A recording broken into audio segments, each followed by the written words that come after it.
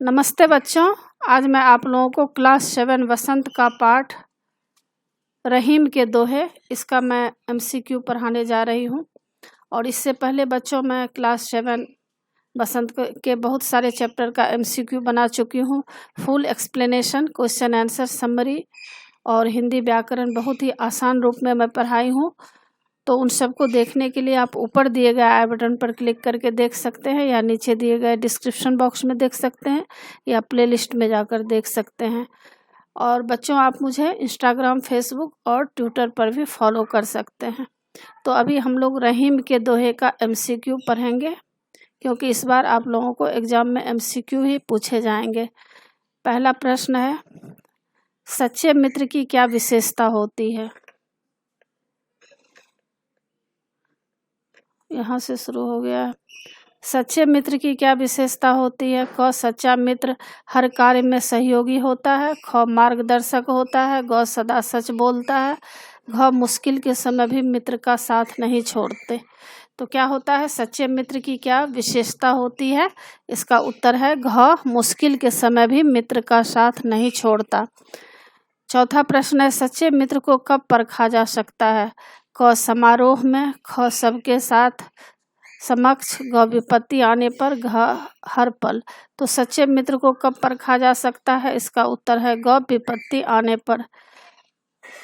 और इसमें देखिए, पांचवा प्रश्न है, मित्र का चुनाव सोच समझकर करना चाहिए। सदा ऐसा मित्र बनना चाहिए जो क, हमारा गलत मार्गदर्शन न करे। ख, मुश्किल के समय हमारा सहारा बन सके। और ग, हमारे धन का लोभ न रखता हो। घ, दिए गए सभी। तो मित्र का चुनाव सोच समझकर करना चाहिए। सदा ऐसा मित्र बनाना चाहिए जो क, ख, ग में जो बात है उस सभी सही है, यानी हमारा गलत मार्गदर्शन न करे, यानी हमें सही रास्ता दिखाएं। ख, मुश्किल के समय हमारा साथ दे सके। और ग, हमारे धन का लोभ न रखता हो। ये सब सच्चे मित्र की पहचान होती है। और दूसरा है, जाल परे जल जात बही तज मनीन मिनन को मोह रहमन मछली नीर को तौ न छाड़ती छोह। तो इसमें देखिए क्या कहा गया है कि पानी में जाल डालने पर मछली तो जाल में फंस जाती है, लेकिन पानी बहकर निकल जाता है। रहीम जी कहते हैं कि मछली तो जल से प्रेम करती है, उसका बिछोह होते ही तड़प तड़प कर प्राण त्याग देती है, लेकिन जल उससे प्रेम नहीं करता, इसलिए मछली को जाल में छोड़कर बह जाता है। वास्तव में रहीम यह कहना चाहते हैं कि हमें मछली की भांति ईश्वर से प्रेम करना चाहिए। अब देखिए इसमें कितने बहुविकल्पी प्रश्न उत्तर बनेंगे, यानी एमसीक्यू। पहला है, मछली जाल में कब फंसती है? क, जब वह पानी की सतह पर होती है। ख, जब मछुआरा पानी में जाल डालता है। ग, जब वह पानी के तल पर होती है। घ, जब वह तैरना बंद करती है। तो मछली जाल में कब फंसती है? इसका उत्तर ख है, जब मछुआरा पानी में जाल डालता है। दूसरा प्रश्न है, जाल के पानी के बह जाने पर मछली क्या करती है? क, दोबारा पानी में जाती है। ख, जाल से निकलने का प्रयत्न करती है। ग, प्राण त्याग देती है। घ, किनारे से लग जाती है। तो जाल के पानी के बह जाने पर मछली क्या करती है? इसका उत्तर है ग, प्राण त्याग देती है। तीसरा प्रश्न है, मछली प्राण क्यों त्यागती है? क, क्योंकि जल बह जाता है। ख, वह जल से बिछुड़ने पर जी नहीं सकती। ग, वह जल से अत्यधिक प्रेम करती है। घ, दिए गए सभी। तो मछली प्राण क्यों त्यागती है? इसका उत्तर है क, ख, ग, ये तीनों सही है, यानी घ, दिए गए सभी विकल्प सही हैं। चौथा प्रश्न है, क्या जल मछली से प्रेम करता है? क, नहीं। ख, हाँ। ग, कुछ कह नहीं सकते। घ, इनमें से कोई नहीं। तो क्या जल मछली से प्रेम करता है? इसका उत्तर है क, नहीं। और पांचवा प्रश्न है, इस दोहे के रूपक में क्या दर्शाया गया है? क, मनुष्य मछली को प्रेम करे। ख, ईश्वर को मनुष्य से मछली की भांति प्रेम करना चाहिए। ग, मनुष्य को परमात्मा से मछली की भांति प्रेम करना चाहिए। घ, इनमें से कोई नहीं। तो इस दोहे के रूपक में क्या दर्शाया गया है? इसका उत्तर है ग, मनुष्य को परमात्मा से मछली की भांति प्रेम करना चाहिए। और पांचवा प्रश्न है, इस दोहे के रूपक में क्या दर्शाया गया है? क मनुष्य मछली को प्रेम करे, ख ईश्वर को मनुष्य से मछली की भांति प्रेम करना चाहिए, ग मनुष्य को परमात्मा से मछली की भांति प्रेम करना चाहिए, घ इनमें से कोई नहीं। तो इस दोहे के रूपक में क्या दर्शाया गया है? 5 का है ग उत्तर, यानी मनुष्य को परमात्मा से मछली की भांति प्रेम करना चाहिए। तीसरा देखिए क्या है? तरुवर फल नहीं खात है, सरवर पियत न पान, कही रहीम पर काज हित, संपत्ति सचहि सुजान। अब तीसरा में पंक्ति का अर्थ यह है कि रहीम जी कहते हैं कि दूसरों के हित के कारण ही वृक्ष अपने फलों को स्वयं नहीं खाते तथा सरोवर अपना जल नहीं पीते। ठीक इसी प्रकार दूसरों के प्रति उपकार की भावना रखने के कारण ही सज्जन धन जोड़ते हैं। अब इसमें देखिए कितने MCQ बनेंगे। इस दोहे में किस भावना को दर्शाया गया है? क परोपकार, ख दयालुता, ग दरिद्रता, घ सहिष्णुता। तो इस दोहे में किस भावना को दर्शाया गया है? उत्तर है क परोपकार।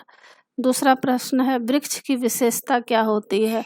क वह पत्तों से घिरा रहता है, ख वह कभी अपने फल नहीं खाता, ग वह डालियों से झुक जाता है, घ वह मीठे फल प्रदान करता है। तो वृक्ष की विशेषता क्या होती है? इसका उत्तर है ख वह कभी अपने फल नहीं खाता। तीसरा प्रश्न है सरोवर क्या ग्रहण नहीं करते? क सुगंधित पदार्थ, ख हवा, ग जल, घ पूजा की सामग्री। तो सरोवर क्या ग्रहण नहीं करते? इसका उत्तर है ग जल। चौथा प्रश्न है प्रकाज शब्द का अर्थ स्पष्ट कीजिए। क दूसरा काज, ख दूसरों के काम आना, ग दूसरों के हित के लिए, घ नई चीजें लेना। तो प्रकाज शब्द का अर्थ स्पष्ट कीजिए। इसका उत्तर है ग दूसरों के हित के लिए। पांचवा प्रश्न है सज्जन पुरुषों को संपत्ति का संग्रह किस लिए करना चाहिए? क अपने बुढ़ापा के लिए, ख दूसरों की सहायता हेतु, ग अमीरी का रौब जमाने के लिए, घ खुश रहने के लिए। तो सज्जन पुरुषों को संपत्ति का संग्रह किस लिए करना चाहिए? इसका उत्तर है ख दूसरों की सहायता हेतु। और चौथा पैराग्राफ में देखिए क्या है थोथे बादर क्वार के ज्यों रहीम घरात, धनी पुरुष निर्धन भय करे पाछली बात। अब इसके तहत देखिए MCQ कितने पूछे जाएंगे, इसका पहले अर्थ समझ लेते हैं। रहीम जी कहते हैं कि आश्विन के महीने में बादल गहराते अर्थात उमड़ कर आते तो हैं लेकिन खोखले होते हैं, इसलिए बरसते नहीं, जबकि सावन महीने में बादल जमकर बरसते हैं। जैसे धनी पुरुष निर्धन हो जाने पर अमीरी की बातें करते रहते हैं जिनका कोई लाभ नहीं होता। तो इसके तहत देखिए कितने MCQ बनेंगे। पहला है हिंदी के किस महीने की बात कही गई है? क आश्विन, ख माघ, ग श्रावण, घ चैत्र। तो हिंदी के किस महीने की बात कही गई है? इसका उत्तर है क आश्विन महीने की बात। दूसरा प्रश्न है आश्विन महीने के बादलों की क्या विशेषता होती है? क वे जमकर बरसते हैं, ख वे केवल गरजते हैं, ग दूर दूर तक फैले रहते हैं, घ उनका गरजना और बरसना बराबर चलता रहता है। तो आश्विन महीने के बादलों की क्या विशेषता होती है? इसका उत्तर है ख केवल गरजते हैं। तीसरा प्रश्न है बादलों की तुलना किससे की गई है? इसका उत्तर है ख अमीरों से की गई है। और चौथा प्रश्न है धनी पुरुष गरीब होने पर क्या करते हैं? उत्तर है ख अमीरी की बातें करते हैं। पांचवा प्रश्न है धनी पुरुष गरीब होने पर अमीरी की बातें क्यों करते हैं? क क्योंकि गरीबी सहन नहीं कर पाते, ख लोगों में इज्जत बनाए रखना चाहते हैं, ग दिखावे में ही मन बहलाव करते हैं और घ दिए गए सभी। तो धनी पुरुष गरीब होने पर अमीरी की बातें क्यों करते हैं? तो इसका उत्तर है घ दिए गए सभी, यानी क ख ग जो है सारे सही हैं। और पांचवा प्रश्न है धरती की सी रीत है शीत घाम और मेह, जैसी परे सो सही रहे त्यों रहीम यह देह। इसका व्याख्या इस तरह है रहीम जी कहते हैं कि धरती का नियम है कि वह सभी मुख्य ऋतुओं शरद, ग्रीष्म और वर्षा सभी को बराबर रूप में सहती है। वैसे ही मनुष्य देह को भी जीवन में प्राप्त सुखों और दुखों को समान रूप में सहना चाहिए। तो इसके तहत देखिए कितने बहुविकल्पी प्रश्न उत्तर है, यानी MCQ। धरती की क्या रीत है? इसका उत्तर है ग, सभी ऋतुओं का प्रभाव समान रूप से सहती है। दूसरा, मेह शब्द का क्या अर्थ है? इसका उत्तर है ख, बादल। तीसरा, मनुष्य के व्यक्तित्व की क्या विशेषता होनी चाहिए? इसका उत्तर है दुख सुख को समान माने। चौथा प्रश्न है, मनुष्य की तुलना किससे की गई है? इसका उत्तर है ख, धरती से। पांचवा प्रश्न, यदि मनुष्य जीवन में दुख सुख को समान रूप में न समझे तो उसके जीवन पर क्या प्रभाव पड़ेगा? इसका उत्तर है ख, वह मुश्किलों का सामना नहीं कर पाएगा। तो बच्चों, इसी के साथ पाठ की समाप्ति होती है। आशा है आप लोगों को सारा पाठ अच्छी तरह समझ में आ गया होगा और एग्ज़ाम के लिए अच्छी तरह तैयार कर लीजिएगा। और बच्चों, आप मेरे चैनल देवज नागरी को ज़रूर सब्सक्राइब कीजिएगा और सब्सक्राइब के बगल में बेल आइकन बटन है, उसे क्लिक कीजिएगा, लाइक कीजिएगा और शेयर कीजिएगा। कमेंट्स ज़रूर कीजिएगा कि आपको यह पाठ कैसा लगा। नए पाठ के साथ फिर मैं मिलूँगी बच्चों। धन्यवाद।